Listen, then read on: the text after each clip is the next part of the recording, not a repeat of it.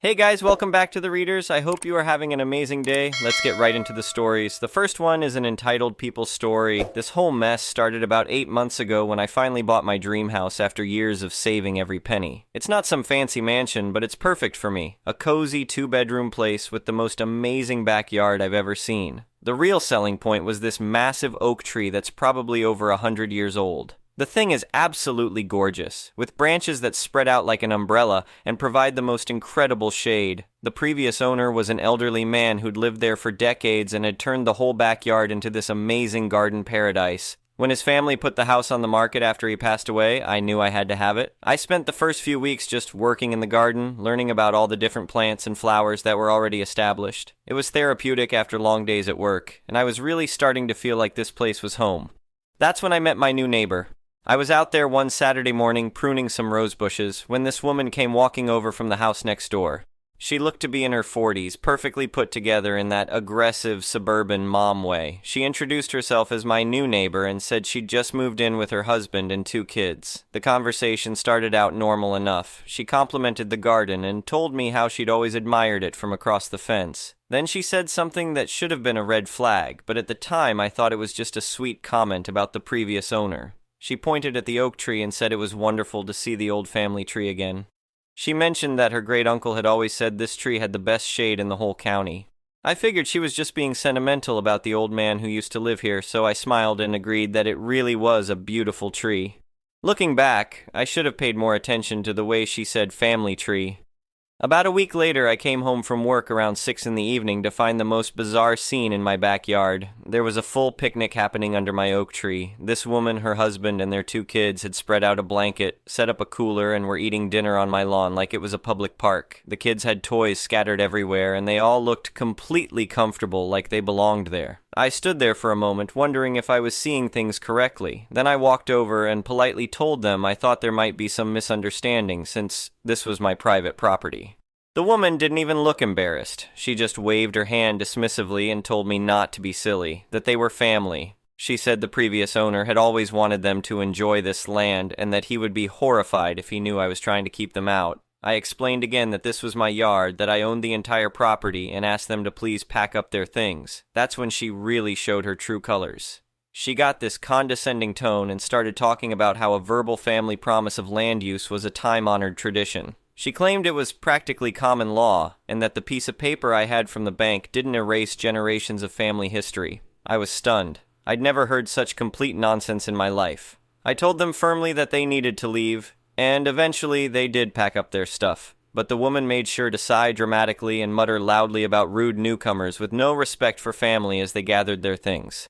That should have been the end of it, but it was really just the beginning. Over the next few weeks, the harassment started small. I'd come home to find that she'd been using my outdoor water spigot to water her plants. Her overflowing trash bins would mysteriously end up on my property. Her dog was constantly loose in my yard, leaving presents all over my carefully maintained lawn. Every time I confronted her about these things, she'd act like I was being unreasonable. She'd make comments about how neighbors should help each other out, or how I was being petty over such small things. Then things escalated. I discovered one morning that someone had tilled up a section of my flower garden and planted vegetables there. When I knocked on her door to ask about it, she actually had the nerve to tell me she was improving the land. She smugly mentioned something about squatters' rights beginning with land improvement, like she knew what she was talking about. At this point, I was getting really frustrated, but it got worse. She started telling other neighbors that I was some kind of greedy corporate type who had stolen the land from a grieving family. She painted herself as the victim, saying I was bullying them and trying to keep them away from their ancestral property. I could feel some of the other neighbors starting to look at me differently. A few people who had been friendly when I first moved in became more distant. It was clear she was spreading lies about me, and it was working. The final straw came when I realized I was going to have to build a fence. I didn't want to be that neighbor, but I couldn't live like this anymore. I did everything completely by the book. I hired a professional surveyor to come out and mark the exact property lines. I got all the necessary permits from the city. I even wrote her a polite letter explaining that construction would begin on a specific date, just as a courtesy. Her reaction was nuclear. When the surveyor showed up, she tried to physically block him from doing his job. She stood in front of his equipment and screamed that he was trespassing on her family's land. The poor guy didn't know what to do. On the day the fence installation was supposed to start, she completely lost her mind. She positioned herself in front of the post hole digger and refused to move. She was screaming about how I was destroying her ancestral property and that she'd never let me get away with this. Then she called the police, claiming I was vandalizing her land. When the officers arrived, I was ready for them. I calmly presented my deed to the house, the official survey report with clearly marked boundaries, and the city-issued permit for the fence. The police reviewed everything and told her in no uncertain terms that this was my property and she was trespassing. They warned her that if she continued to interfere with the construction, she would be arrested. She finally backed off, but I could see in her eyes that this wasn't over. That night, I made a decision that would turn out to be the smartest thing I did in this whole situation. I installed high-quality security cameras covering the entire property line. Those cameras caught everything over the next few weeks. They recorded her throwing bags of dog waste over my newly completed fence. They caught her trying to spray what looked like weed killer on my flower beds near the fence line. They filmed her screaming insults at the cameras themselves like she was losing touch with reality. I took all this video evidence to a property lawyer. After reviewing everything, he sent her a formal cease and desist letter demanding that she stop harassing me and stay off my property. The cameras caught her response to that letter too. She marched right up to one of the cameras, tore the letter into pieces, and shouted that my lawyer's letters meant nothing because this was her land. That's when my lawyer made a discovery that changed everything. While we were going over the official survey documents, he noticed something interesting. According to the survey, a 2-foot wide strip of land that had been incorporated into her driveway for decades was actually on my side of the property line. The previous owners of her house had apparently paved over this strip and used it as part of their driveway. The old owner of my house had probably allowed it as a friendly gesture between neighbors, but no formal easement had ever been recorded. This meant that the only way for her to get her car to her garage was by driving over a 2-foot strip of my land. Every time she used her driveway, she was technically trespassing. My lawyer smiled when he realized this. He drafted a new letter that was much more powerful than the first one. The letter informed her that her driveway was encroaching on my property and that she was legally trespassing every time she used it. It gave her 30 days to remove the encroaching section of her driveway at her own expense. As an alternative, it offered to lease her the 2-foot strip of land for $500 per month. The beauty of this situation was that she was completely trapped. She couldn't use her garage without crossing my land. The value of her house would plummet because she'd have to disclose this major legal issue to any potential buyers. All her pseudo-legal arguments about family rights and ancestral property were useless against a certified survey map. The very piece of paper she'd mocked when she first moved in had become her prison. About a week after she received the letter, there was a knock on my door. It wasn't her this time. It was her husband. He looked completely defeated, like a man who'd been worn down by months of his wife's crusade. He asked if we could talk, and I could tell he was embarrassed by the whole situation. He explained that they were stuck and asked if there was any way we could work something out. I'd been thinking about this moment for weeks, and I knew exactly what I wanted. I told him I was willing to grant them a permanent legal easement for the driveway, but only if they agreed to my conditions. The conditions would be legally binding, and there would be no room for interpretation later. First, I wanted a full written apology from his wife for the months of harassment. The apology had to explicitly acknowledge my sole and undisputed ownership of the house and yard. Second, they had to reimburse me for all my lawyer fees and the cost of the survey. Third, they had to agree to a legally binding no contact and no trespass order. This would prevent them from ever setting foot on my property or speaking to me again without invitation. Finally, they would pay me exactly $1 for the easement. This wasn't about money. It was about making it crystal clear that this had never been their land, and that they were getting access to my property only because I was choosing to allow it. The husband nodded along to everything I said. He knew these terms were more than fair, considering the alternative was his wife having to tear up their driveway and not being able to use their garage. It took another week of negotiations, but eventually they agreed to everything. The wife was furious about having to write the apology letter, but she didn't have a choice. They paid the legal fees, signed all the agreements, and handed over their dollar. That was 3 months ago, and the difference in my life has been incredible. The harassment stopped completely. She can't even look in my direction now without risking violation of the no contact order. When she gets out of her car, she has to studiously ignore me and my yard, and I can see how much it kills her. I spend my evenings relaxing under that beautiful oak tree, working in my garden in complete peace. The fence is sturdy and well built, and my security cameras are still recording everything, just in case.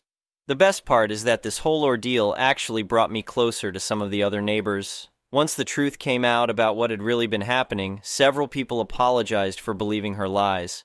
They'd realized she was the problem neighbor, not me. Looking back, I'm almost glad this happened. It was stressful at the time, but learning to stand up for myself and use the proper legal channels to solve problems was valuable. The satisfaction of watching an entitled bully get defeated by simple facts and property law was worth every penny I spent on lawyers and surveyors. My house truly feels like home now, and I know that my property rights are protected. Sometimes you have to fight for what's yours, but when you do it the right way, with documentation and legal backing, justice really does prevail. The woman still lives next door, but she might as well be invisible now.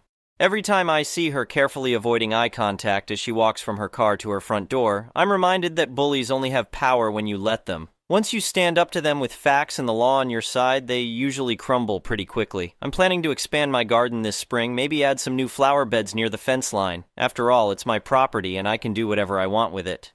Update. 6 months later, and the drama isn't quite over. I thought my story was finished, but life had other plans. A lot of people asked for an update, and boy do I have one for you. Remember how I mentioned that the entitled neighbor couldn't even look at me anymore? Well, that lasted about 4 months before she found a new way to make my life difficult.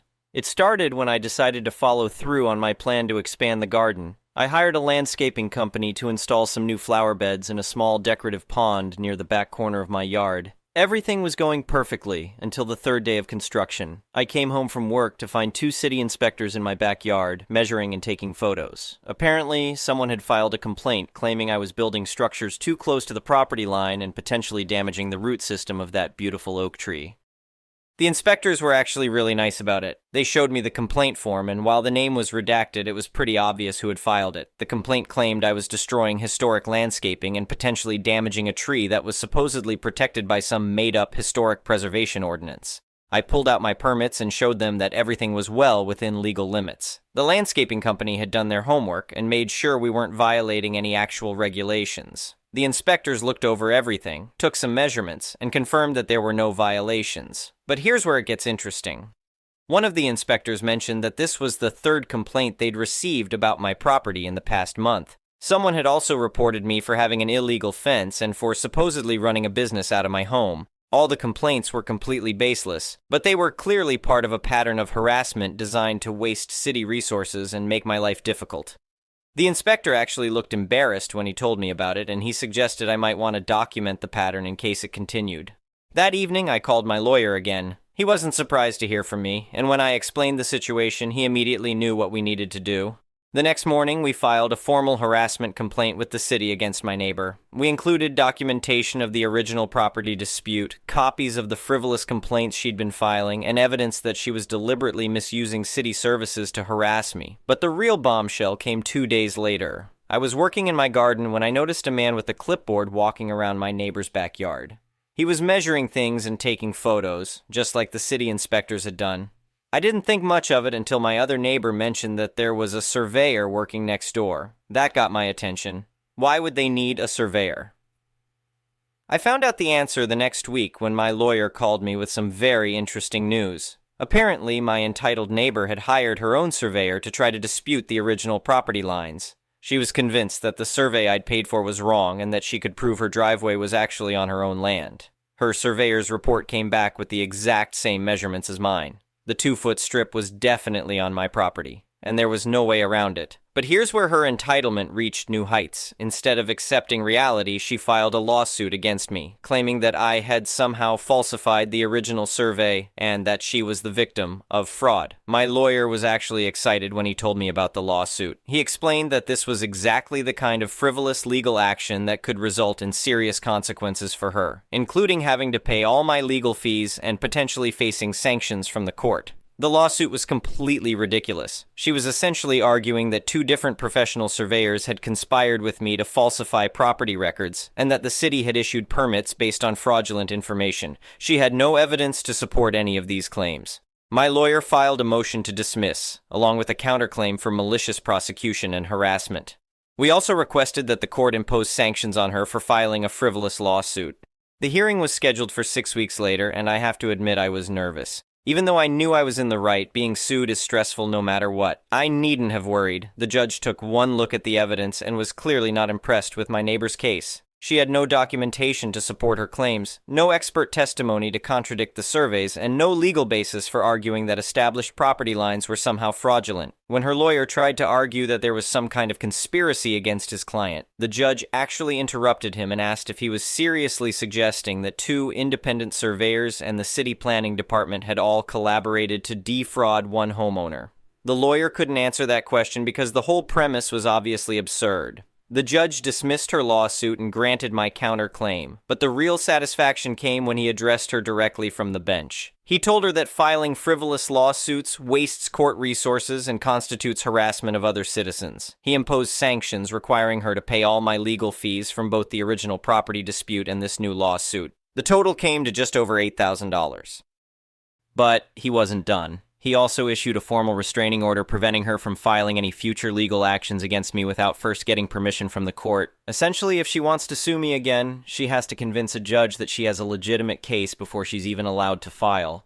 The look on her face when the judge read that ruling was absolutely priceless. She'd gone from thinking she could intimidate me with a lawsuit to being ordered to pay thousands of dollars and having her ability to file future lawsuits restricted. Outside the courthouse, her husband approached me again. He looked even more defeated than the first time we talked. He apologized profusely and promised that there wouldn't be any more problems. I told him I hoped that was true, but that I'd be ready if it wasn't.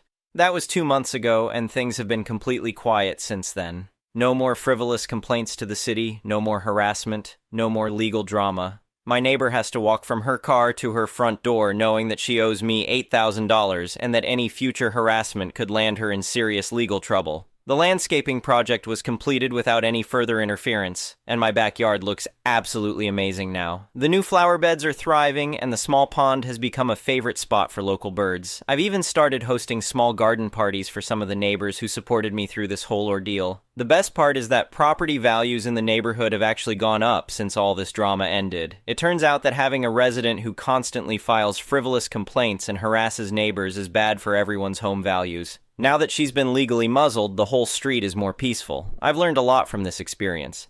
The most important lesson is that bullies often escalate their behavior when their initial tactics don't work. If I hadn't documented everything and worked with a good lawyer, she might have been able to cause much more damage with her false complaints and frivolous lawsuit. I've also learned that standing up to entitled people sometimes requires patience and persistence. This whole saga took almost a year to fully resolve, but the end result was worth it. Not only did I protect my property rights, but I also ensured that she can't easily harass me or anyone else in the future. My security cameras are still recording everything, and I keep all my legal documents organized and easily accessible. I hope I never need them again, but I'm prepared if I do. The oak tree that started this whole mess is more beautiful than ever. I had an arborist come out to check on it after all the construction, and he said it's in perfect health. Sometimes I sit under it in the evening and think about how this all began with a simple misunderstanding about property lines. My neighbor still lives next door, but she's like a ghost now. I rarely see her, and when I do, she quickly looks away and hurries inside. Her husband occasionally waves from a distance, and I can tell he's embarrassed by everything that happened. The $8,000 she owes me is being paid off in monthly installments as ordered by the court. Every month I get a check in the mail as a reminder that actions have consequences and that the legal system works when you use it properly. I'm planning to use that money to make even more improvements to my garden. Maybe I'll add a gazebo near the oak tree or install some decorative lighting for evening entertaining. After all, it's my property, and thanks to the legal system, everyone knows exactly where the boundaries are. The whole experience has actually made me a better neighbor to everyone else on the street. I've gotten to know several people who offered support during the worst of the harassment, and we've formed a nice little community. We look out for each other now, and I think we're all more aware of how important it is to respect property rights and treat each other with basic decency. If there's one thing I want people to take away from this story, it's that you don't have to put up with harassment from entitled neighbors. Document everything, know your rights, and don't be afraid to use the legal system when necessary. It might take time and cost money up front, but protecting your peace of mind and your property rights is worth it in the end.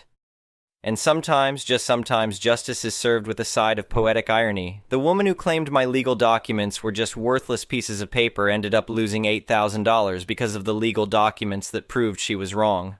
The next one is a pro-revenge story. I've wanted to post this tale here for a long time. I've started the post many times. walking away from the computer and giving up each time. Note that like many tales here, many trivial to the story details have been changed. What is important to note is that the way my industry runs is essentially via monthly service contracts with clients. There are three major players in the story: myself, Egnards, old owner, let's call him Steve, and new owner, let's call him Kyle. Act 1. Do what you love.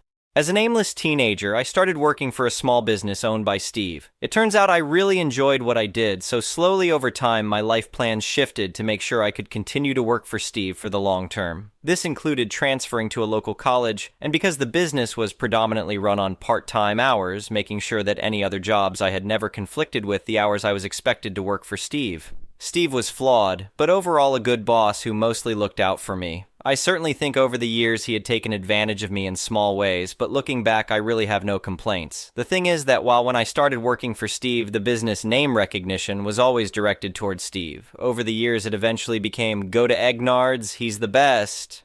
This got to the point where I do indeed truly believe that if I did not end up working for Steve, it's very likely his business would have been nowhere near as successful as it eventually became. As years went on, it was heavily implied that when Steve retired, the business would go to me. It was never specifically stated, but Steve did have a way about skirting around those types of issues and giving me hope.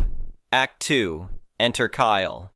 About 3 years before COVID, Steve decided to retire and sell his business. He did indeed fulfill his promise by making a half-assed attempt to sell it to me at an unreasonable price. But it was very clear he already had another buyer in mind, Kyle. Kyle owned another local business just outside of our market area in the same industry. Because of the way the industry worked, there really was much, if any, overlap in potential customers. But Kyle had a very large amount of money and was willing to buy. What is important to note here is that, again, I do truly believe that if I didn't play ball and agree to work for Kyle, my role was so integral to operation at our business that there, as no possible way a sale could go through. Over the course of negotiations, Kyle ended up buying the business and putting me in charge of running the day-to-day, something I was mostly already doing, but with a few more administrative tasks tacked onto it.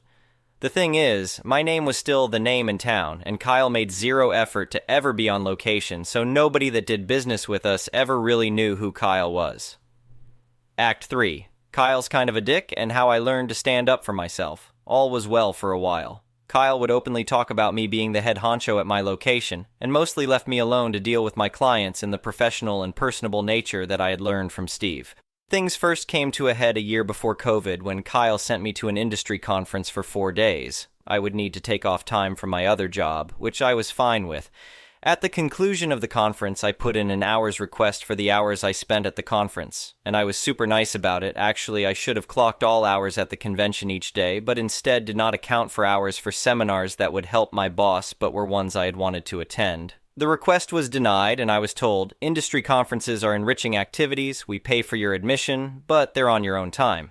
This took 2 weeks to resolve, but ended with me essentially saying, "Look, I'll still work for you because I love what I do. However, if I don't get paid, I will never go to another one of these conferences again to get new ideas for you." I was immediately paid. I will spare similar smaller stories of that nature, but that slowly started to become the relationship between Kyle and I.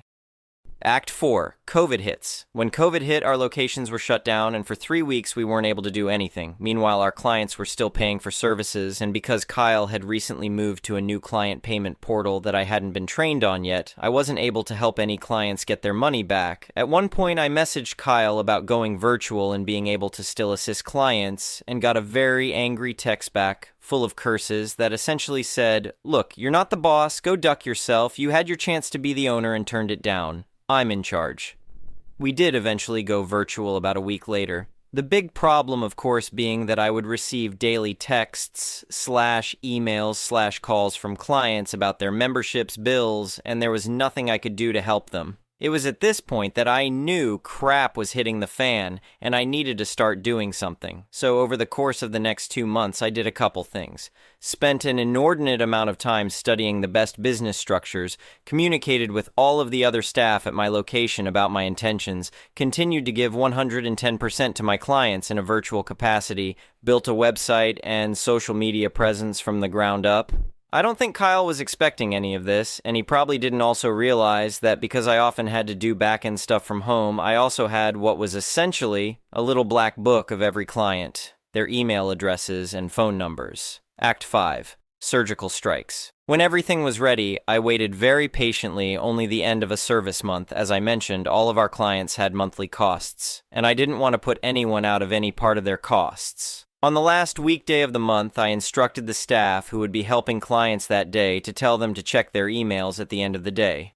At the end of the day, I sent out an email to all active and some non-active clients, as well as a texting service to text everybody. I launched our social media accounts, our website, and had even enlisted a very small amount of trusted clients to spread the word via social media once I gave them the signal. Within 15 minutes of everything, my phone was ringing off the hook. I had 50 plus emails in my inbox from different people, and my Facebook accounts were completely blowing up with local chatter. I also heard from many of these people that they were calling Kyle to cancel their service. We hosted a Zoom meeting for all concerned parties and essentially decided to take the weekend to clear up any confusion with the systems and start fresh and open our doors on Monday. Within an hour of everything, Kyle sent out a text blast to every client that they would be shutting their doors effective immediately.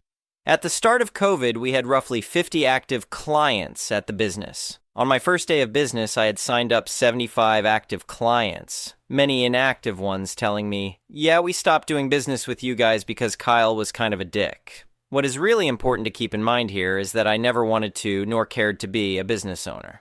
I was very happy working for somebody else as long as I wasn't treated like crap. Had Kyle treated me even remotely better, the location would have continued to thrive and be a staple in our local community. Kyle chose to be a dick to try and get quick money and cheat people, and Kyle lost out. We've been in business now almost 2 years, have nearly tripled Kyle's active numbers, and continue to be a staple in our community. The next one is an entitled people story, so I made a previous post about my stepmom trying to ride my scooter without my permission, and this happened a few days later when I took the scooter for a test run to work and back home. I had just gotten home and there was still about 3 hours of sunlight left, so I decided to do a test run with my scooter by riding it to my workplace.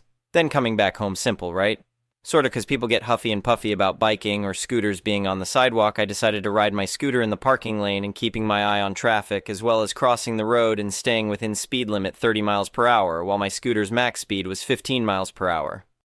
I was getting ready to cross the road to the other side and check both sides of the street. There was a car but several feet away, so I kicked off and crossed to the other side. The driver had seen me and slowed down slightly to allow me to fully get across safely. But the car following not far behind them honked as they passed by me and stuck their hand out the window, flipping me the bird. Again, I'm in the parking lane right next to the curb and not weaving in and out of traffic or disturbing traffic in anyways. I'm just thinking, WTF is your problem, and just ignore the driver because I wasn't trying to start anything or wanted them to turn around to hit me with their car. The rest of the ride to my workplace was pretty smooth besides me making a sharp turn and bumping the curb with the front tire, resulting in me falling into a grassy patch. Luckily, after I arrived at my workplace, 2 random teenagers walked by and the second asked if he could have a ride on my scooter. Of course I said no, and he kept pressing to ride it until I pointed out the camera facing outwards and my co-workers who had clear view of what was happening. Eventually, the first teenager talked his friend into leaving me alone, and I quickly started up my scooter to head back home. Luckily, I wasn't followed and immediately put my scooter away for the night. Anyway.